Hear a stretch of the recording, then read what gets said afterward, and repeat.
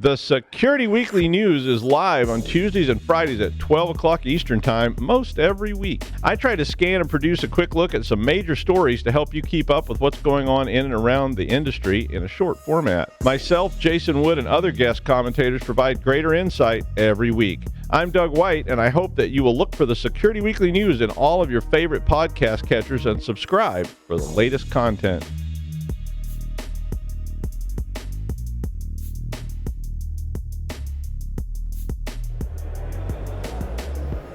Hi, and welcome to InfoSec World 2023 in Orlando, Florida. I'm Bradley Barth with the Cyber Risk Alliance and Security Weekly, back with you with another interview here on the show floor. And my guest sitting next to me is Brian Contos. He is Chief Strategy Officer at asset management company Sevco Security.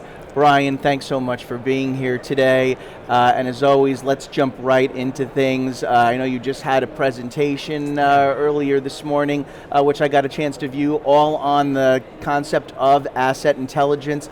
So let's start with that. Define asset intelligence. What types of information falls under the category of asset intelligence, and where are some of the biggest gaps for organizations in their asset intelligence? Sure. So asset intelligence, asset management, chasm, these are terms that have been around for, probably since the beginning of the cybersecurity industry.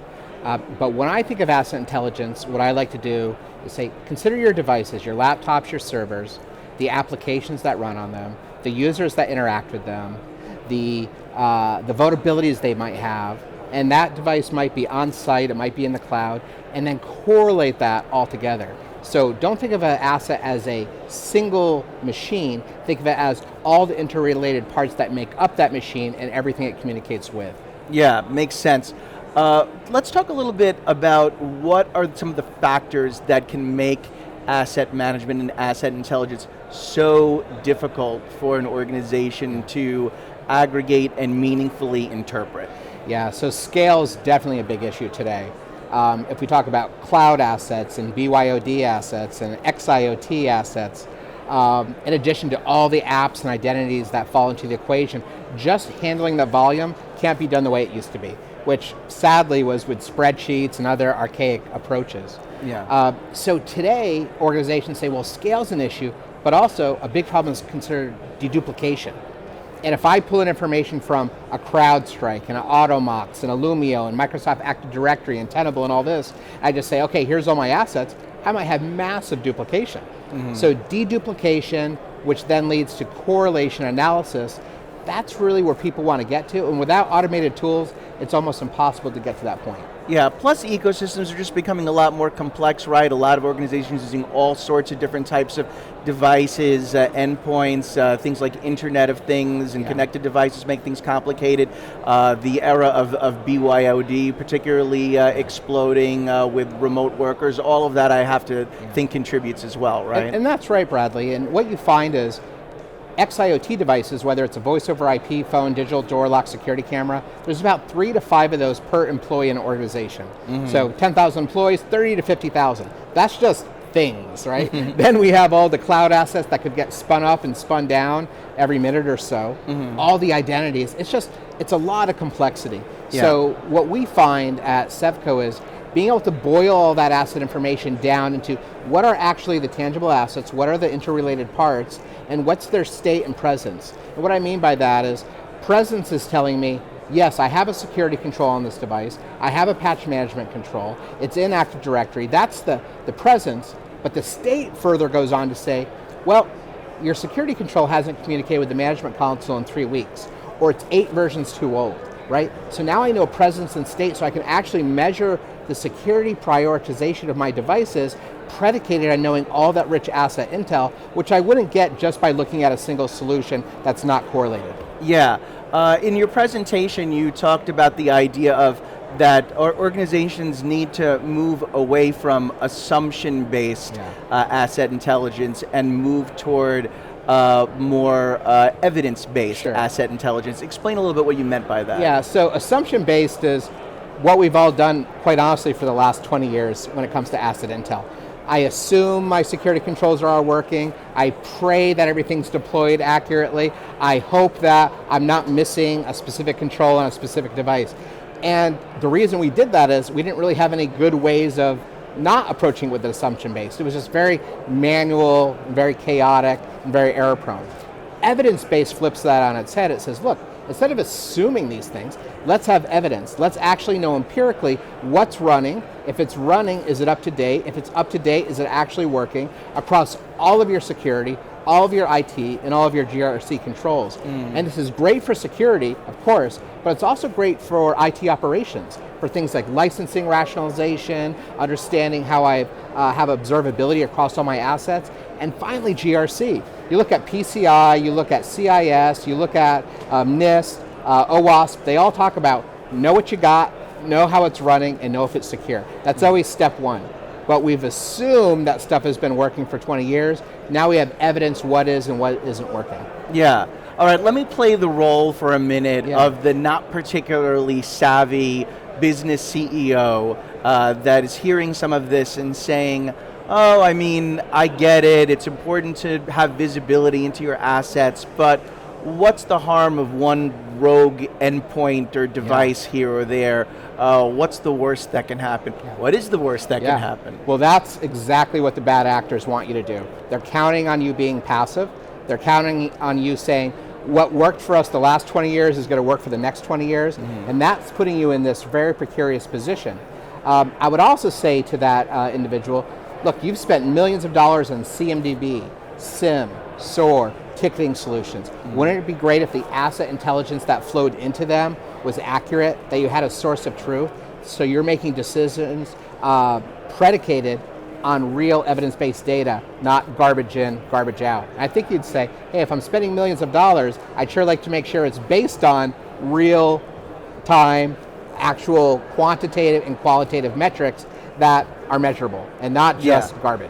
Yeah, and that was part of your presentation as well, that you were talking about that quality asset intelligence can feed into this bi-directional architecture that can help you improve your overall enterprise security intelligence. So just explain maybe a little bit more about what some of the benefits can be there.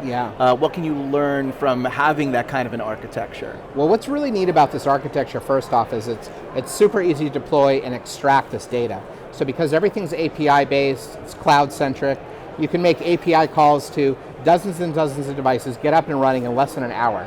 And that's great, you do analytics, queries, reports, so you've got this solution. But then it actually feeds upriver into all those other solutions, like we mentioned, CMDB, SIM, SOAR, ticketing, so on and so forth, that you're spending a lot of money on. So it's that bidirectionality of asset intelligence, that need for everything in your environment to have a good sense of truth, that makes this so critical and quite honestly so foundational to security, IT ops, and GRC. Yeah. Are there any particular devices or endpoints or assets that in your experience have proven to be especially elusive to organizations, something that's not quite so visible or maybe just kind of gets outright forgotten? You know, something that's interesting is that everybody's familiar with their EDR. Whether they've got CrowdStrike or Cylance or Carbon Black or whatever solution they have, they go, okay, I know I have endpoint security. What we find is that organizations have both too many and too few licenses for these devices at the same time. And what I mean by that is they might have purchased 50,000 seats of CrowdStrike, and that's great, but when we find out and we correlate everything with Active Directory, we find out you have 65,000 solutions, of which 60,000 could be running CrowdStrike and only 50,000 are. So we see a lot of gaps. And what this helps do is, one, ensure that, yeah, I've got security controls, but two, for the folks actually writing the check, they want to make sure that what they're buying is actually getting used. It doesn't help anybody, maybe the vendor, but it doesn't help anybody usually to have excess licenses sitting in a drawer. And that's one that people intuitively get. I have a bunch of EDR, but when they start seeing the gaps and it's visualized, like, wow, I had no idea we had 200 systems sitting in that building that lack any kind of security, and if just one of them is compromised, we're completely at risk. Yeah. Interesting. Now, during your presentation, you also talked about some of the most beneficial use cases for asset management. So talk about those a little bit. What facets of your business or organization can really get a nice turbo boost from having a quality asset intelligence program? Yeah, and it's funny, there's probably about 20 or 30 different use cases off of the top of my head across security and IT ops and GRC. But security, one of them that's really interesting, and it just sort of started popping up maybe the last couple of years, is called vulnerability hunting. Now, it's not threat hunting. We're all familiar with threat hunting. It's an incident response type role. It's reactive, where you say, I believe a bad actor's gotten access. I want to see what damage they've caused, what information they pulled out, looking for IOCs and TTPs. Okay, that's known. Vulnerability hunting is proactive. Before the bad actors get in, I want to get a sense of where are all my critical assets, what are the risks on those assets, are they running end-of-life software, do they lack patches, is there no more extended service contract? But then back to what I said before, presence and state, maybe I have the EDR deployed, but not patch management. Maybe I have patch management, but not segmentation. Maybe one of those tools is you support N-2, so it could be 2 iterations old, but this one's 10 iterations old. And these guys over here haven't communicated in over 6 months. Well, these are all factors I need to know so I can quickly take this massive picture of assets, prioritize and say, hey folks, today, these are the 10 assets that we have to go address right now. There's another 300 we have to address, but these are the ones that are super critical because maybe they have customer sensitive data, we're going to go through a PCI audit, whatever the case might be. And that really helps. So I really like the idea of vulnerability hunting. From the network ops side, it really comes down to rationalization. Just give me visibility. Let me know what my licenses are, and let me optimize all those investments in those SIEMs, SOARs, CMDBs. And then from GRC, the biggest one is continuous monitoring and reporting. I don't just want to have this data, but I want to be able to placate auditors, if you will, to say, hey, if you want to check where we are, our state of security, here's the report. Here's a export of everything that you just asked for, and you can get it in real time, not a 6-month exercise to go fact finding and do surveys. It's just there. And man, that makes every kind of regulatory mandate so much easier to handle. We have just a little over 3 minutes left, and in that time, I'll throw out one last question to you, which is, in this particular area or field of cybersecurity, you kind of hear about a category of solutions called asset management solutions. Other people say there's a category of solutions, attack surface management solutions. Are they all kind of just cousins of each other and similar, or is it kind of 6 and 1/2 of the other? How does attack management versus attack surface management differ, or how do they overlap? Yeah, the terms are always used interchangeably. I think asset management might be the legacy term, cyber, asset, attack surface management, whatever the new flavor is. We just call it asset intelligence at SEPCO. But fundamentally, the approach today is, I don't want to install agents. I have to have a cloud native solution. It has to be highly scalable, and it has to be super easy, not just to deploy and use, but to get value from. A lot of the legacy tools, they would take quarters, years to deploy, and they were very error prone, very manual, and you had to do a lot of corrective sort of processes to get them to work. Nobody has time for that today.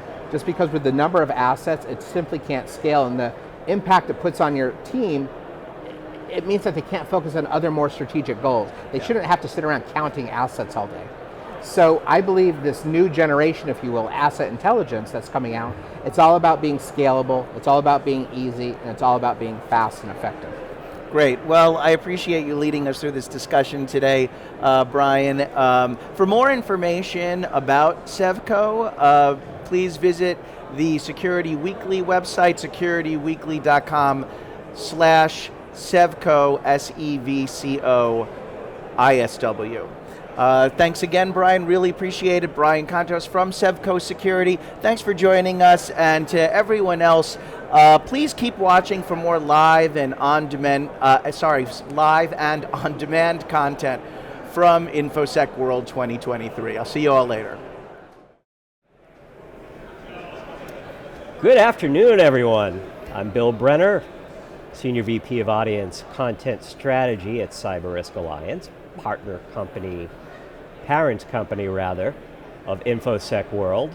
And day one of InfoSec World, a lot of great energy today. And I'm delighted to be joined by Stacy Kooistra, and he's Chief Operating Officer and General Counsel for Dakota State University Applied Research Corp. Welcome. Thank you, Bill. It's nice to be here. So, busy time when we look at the threat landscape, when we look at things going on the policy side.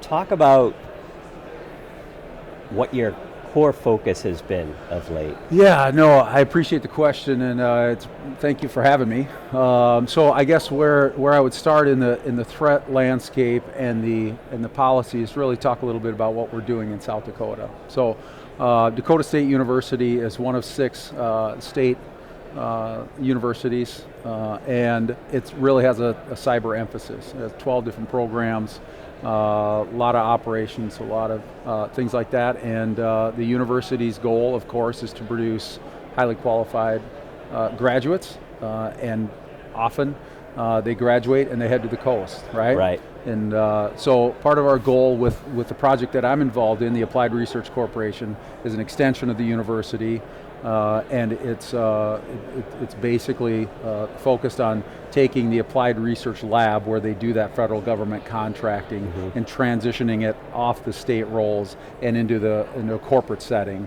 Again, tax exempt by virtue of its affiliation with the university, but to basically increase efficiency and nimbleness to help us provide cyber warriors for the cyber threat landscape. So talk about that, creating cyber warriors in light of where we're at right now, and if we look at topics being discussed in InfoSec world right now, AI is a big one, the for good and for not good parts. Yes. We're talking a lot this week about ransomware, about cloud security. So how do you prepare them? Well, there's really a power triad that we're focused on that involves cyber, but also AI and an increasing focus on quantum computing. And so, and I think about it from the cyber warrior context, maybe using that term a little loosely, but I'm still active in the military as well. I'm in the Air Force side, and so I have the opportunity in a part-time capacity to serve militarily, and then on the civilian side to help stand up this corporation where we can take some of these graduates and really take almost a cradle-to-grave opportunity from our recruiting and admissions basis on the university side, bring them in and then keep them there, and at times send them to the East Coast, to the West Coast, wherever that may be, to develop a network, to develop the qualifications, but really building on that foundation of Dakota State's programs in computer science, AI, and artificial and cyber. Very good. In terms of some of these topics that I just rattled off, where are your biggest concerns right now? Well, I would share a lot of the concerns that are frequently talked about, right? AI, like you mentioned, using them for bad, using them for good. Yeah, let's start there. Okay, yeah, I would say staying ahead of that, staying ahead of our adversaries, right? I mean, militarily, there's a common threat we talk about is China, right? Very, very capable. But the reality is there are pockets throughout the world and other places where you wouldn't expect them, where they're very, very good. And so it's one of those where we are really just focused on the collaboration with the 3-letter agencies, with the Department of Defense, to ensure as much efficiency and seamlessness as we can, not only in the training and the education, but also the employment. Yeah, I don't know if you saw it, but this morning's opening keynote, Rachel Wilson from Morgan Stanley, she spent a lot of time talking about North Korea and how North Korea essentially has made the theft of intellectual property from corporations part of their GDP. Yeah. When you think about the threat actors that and the cyber army that you're preparing.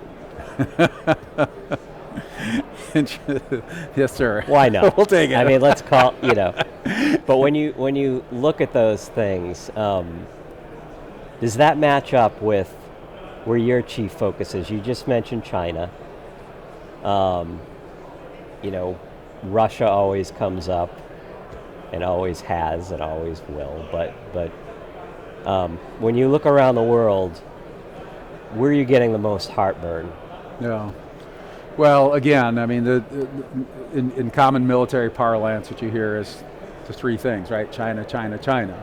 But your point is well made. Whether it's North Korea, whether it's Russia, whoever it is, in our little piece of the world, what we're working on doing is providing and filling a need that the Department of Defense in particular has. And so, our lane, our mission is to produce those cyber capable research engineers, so that when proposals are requested from the Department of Defense, RFIs, RFPs are submitted, that we're there prepared to fulfill them. And to fulfill them, as prime contractors, as subcontractors. A lot of that will be driven by, big Department of Defense, big Army, big Air Force, big Navy, and as they identify the needs, and as we continue to broaden the capabilities and the programs that we have at Dakota State University, and we can transition them into the corporation, that we can meet those needs, and we can meet them in a cost-effective, timely manner. Very good. Now, one of the things that I spend a lot of time focusing on in my conversations as developer of content here at CRA is we get a lot of feedback about a skills gap, a talent shortage, and you're right in the thick of it, trying to get people trained for this work. How, when you hear people talking about a lack of skilled security help, how does that square with what you're working to instill in the training that you're overseeing? Yeah, that's a great question, and I would tell you that when I reflect on the project, or when we think about the project, it's driven by a vision, right? And Dr. Jose Marie Griffiths is the president of Dakota State University, and she has an excellent relationship with Governor Noem. And the Applied Research Corporation is a public-private partnership, and it is funded to provide secure space, right? In South Dakota, there is already a SCIF that exists on campus in Madison, at Dakota State University, and this funding is to provide an additional, larger facility in Sioux Falls, which I understand people may not know where those are. But they're within 45 minutes of each other, and so the vision is to fill those skills gaps. And again, Dr. Griffiths is one. She's one of the top 50 women in the world in the AI space, and so she is really dialed in. We have an excellent board of directors that's engaged in DC to be monitoring where those skills gaps are. Yep. And as a smaller university in South Dakota, there's a nimbleness that comes with that as well, to be able to develop the programming to meet those needs, and again, to put them to work as promptly as we can once they're available and trained. And continuing their graduate work up to the PhD level in the cyber operations program they have. Very good. Well, I wish you every success. Well, thank you. And hope to talk to you again. Anytime. I appreciate you having me. We're always doing e-summits and webcasts, and would love to have you back for one of those. Oh, well, I enjoy this kind of thing, and it's easier to talk about stuff that you believe in, right? And I believe we're on the right track, so thanks for having me. Terrific. All right, everybody. Until next time, be well.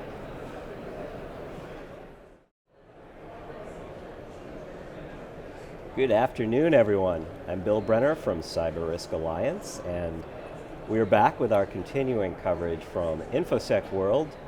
And I'm here with an old friend, Kevin Johnson, CEO of Secure Ideas, /Secure Ideas InfoSec World, if you're tooling around the InfoSec World site. How you doing, man? Man, I'm exhausted. I yesterday, I was looking at your shirt and I was like, wow, clearly he buys his own clothes. No, that shirt was awesome. If you're someone like Wolfgang Gerlich, I know his wife buys his clothes. His wife buys his clothes. But that shirt, that was all you. Did you not see what we did with those? So we sold those and sent the proceeds to St. Jude. Awesome. St. Jude's an amazing organization, and greedy capitalist. We wanted to get our branding out. So yeah, Hawaiian shirts with professional evil all over it. But you done some good, so I try. Well done. So you, sir, are running for the OWASP board. Oh God, yes. Tell me about that. The global board for OWASP. Well, I mean, and I think you said it earlier, right? I'm full of rants. I have ranted about OWASP for a decade. We have an organization that is used by hundreds of thousands of people a day. It drives security controls and decisions around the world and has less than 7,000 paid members. They can't fund what they're doing. They can't figure out what they're doing. And so I decided to put my time where my mouth is, and a whole bunch of people said, Kevin, stop ranting, try to fix it. And so I'm running for the board. And I'm already frustrated because there's 10 great candidates. I'm not frustrated with them. And as of right now, 4 of the candidates have actually bothered to fill out the things, and very few people have gone to look to see who they should vote for. And I'm amazed at the apathy, I think is the word. So yeah, I'm running. The election, my understanding is you have to be a member by September 30th, and then you can vote or something like that. And the ballot, if I win the election, then I'm going to see what I can do to help. And if I don't win the election, I'm going to see what I can do to help, because we need to fix it. What do you want to do to help? I'd like us to focus on actually embracing membership. There's 3 legs that make up OWASP. There's the projects that everybody knows about, right? And we saw just recently 2 of the flagship projects left because of problems with the organization. So you have the projects, then you have the chapters, and then you have the members. And everything's free. Like, don't get me wrong, like OWASP's openness, right? Like, let everything out there. But the projects need funding, the chapters need support and funding, and we can't do any of that if we don't have membership. And I talk to people all the time, and they don't even know why they would pay, whatever it is, $50 a year or something like that, right? And it's like, okay, well, are you a member? No, I'll ask you, are you a member? Nope. Right, why not? Because I'm busy. Because I'm busy, right? Exactly, right? The question, and so as a board member, my goal is to give people reasons to be members. Right. Right? And what I'd rather is corporations become members. Not because I don't want individuals. I think individuals are the lifeblood, but individual memberships aren't going to move the funding needle, right? And so if we find organizations like Secure Ideas, like CRA, whatever, that fund membership into the organization without trying to control the message, right? Like, this is not a marketing budget. This is, let's support something that actually helps security. So that's it. And if we don't do it, in my opinion, I don't think OWASP, a lot of people are like, oh, OWASP is going to die, it's dead. That's not going to happen. I don't believe that. Yeah, I don't believe that at all. But what we're going to have is we're going to continue to have an ineffective, uncommunicated security assistance, right? And OWASP is beautiful. It's been, 20 years that it's been giving out free information to developers and testers and security people, and yet... They provided a ton of value. Exactly. And yet, like I said, we have less than 7,000 paid members. That's ridiculous. So, yeah, that's what I'm going to try to do. So I'm going to pivot now. Okay. But I'm glad we got to talk about So this. am I. Put your Secure Ideas hat on. Ooh. I don't wear hats. So we are here at InfoSec World, and people are talking about AI. They're talking about North Korea, they're talking about, Microsoft challenges. Yes. What is the thing that you're most focused on while you're here? Do you want to know what I'm most focused on? 'Cause Besides I think getting it's important. customers. Well, yeah. I'm a greedy capitalist. I want to sell pen tests, right? Of course. But what are you asking? What I'm most focused on, or what people are most asking me about? I think what people are asking you about is probably the most appropriate thing. Okay, so people And are all of this is through the prism of app security. yes. My Because main that's your post, sauce. it's what most people know me by, Yeah. right? Yeah, and APIs, right? I think Jason Gilman's my business partner. He's way smarter than I am, and except in picking business partners. And so he and I were talking about this morning, and everybody's talking about APIs. Everybody's worried about APIs. As a matter of fact, Jennifer, one of our senior consultants, presented yesterday on attacking and securing APIs. And what blows my mind, and this I'm gonna pivot to what I'm actually more worried about, right? What blows my mind is I have people walk up to the booth. They say to us, "What do you do for API security?" And we're like, "Okay, what do you want to have done for API security?" And most of the people who are asking the question don't actually understand the tech. And I'm not trying to make fun of them, right? They don't actually understand the technology they're asking about. And that's why they're here. So Right. It's all appropriate. And that's why I say I'm not making fun of them. I think it's awesome, right? But what I think we need to do is we need to get back to fundamentals. We need to understand the things we're worried about. Why are we worried about APIs? Okay, that's easy. We're worried about APIs because they're being exposed all over the world to help people communicate better, to get input back in. Yet, most of the APIs that are being exposed to the internet today were written by somebody who didn't think about security for whatever reason and never planned on that being exposed to the internet. It was an internal system. Worked for us, let's expose it, right? So I think that for me, that's the biggest topic people are looking at, right? A lot of talk about AI, but most of the talk about AI doesn't fall into the AppSec or pen testing space, right? Yeah, we use it, we leverage it. Do you try to pivot the discussion that way, though, when it comes up? No. I'm not real good. I'm a horrible marketer. I probably should not be the face of the company at the booth.